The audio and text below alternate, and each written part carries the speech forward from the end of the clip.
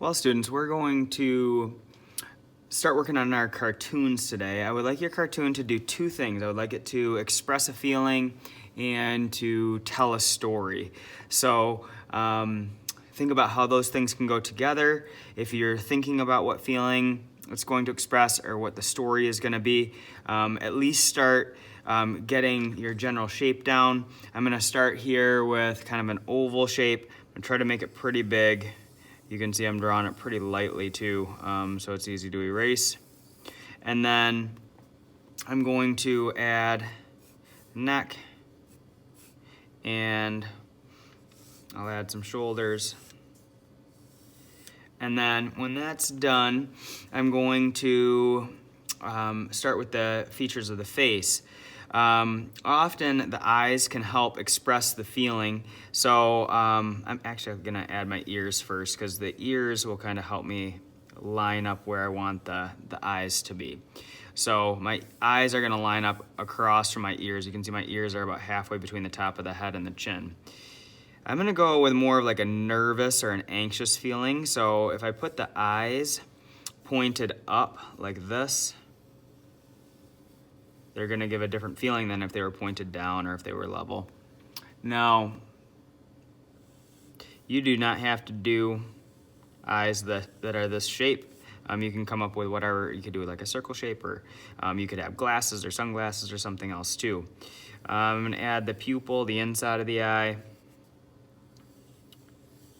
And then I'm gonna add some eyebrows that are kind of gonna follow that line. Then I'm gonna do my nose. I could do like kind of an L shape or just a curve shape. I'm gonna kind of go with kind of a curve shape. I am gonna add the sides of the nose too. And then the mouth is gonna really help express that feeling of being nervous or anxious too. So I'm gonna have his mouth kind of slanted up too. So I'm gonna have his mouth, and then they're gonna kind of loop around, and I'm gonna have a line on his cheek that kind of follow the same idea. I'm gonna add a chin, and then I'm gonna make the hair. For the hair, it could be a boy or a girl. I'm gonna have the hairline kind of come down, and part of the trick here is that this top line is actually gonna get erased because the top of the hair would cover that. So I'm gonna do kind of a zigzag shape here, and then I'm gonna erase this top line because then that's gonna be where my where some of the detail and the texture is gonna go. So I'm gonna add just like a little bit of detail to it, and maybe a little bit over here too.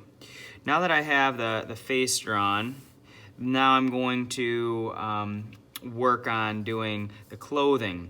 Now the reason that he's feeling nervous is it's the first soccer game of the year, so I'm gonna have him have maybe a hooded sweatshirt on. So I'm just gonna kind of use this, like you can see it's kind of like a heart shape. I'm gonna follow that around here, and that can be like my hood back in here. And these will be his shoulders. I'm gonna do kind of some strings for it, and then I'm gonna even put maybe a little bit of detail for his, maybe a t-shirt that's underneath. And then I'm gonna put West Ottawa, a WOA logo on his sweatshirt, but part of the logo is gonna go right off the bottom of this, so. Okay.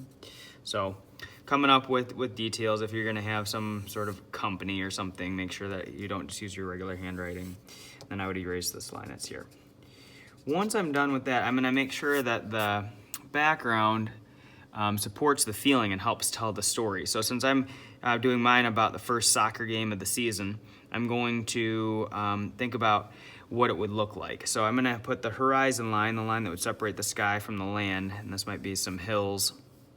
I'm gonna have maybe a line that would be in front of that, where it'd kind of be the background of the field. Then I'm gonna have maybe the lines on the field. And then kind of marking some of those hash marks or something. Maybe I'm gonna put I'm gonna move this over just a little bit. So it's nice to draw lightly, so then you can change it. Might add like the soccer net or the goal here.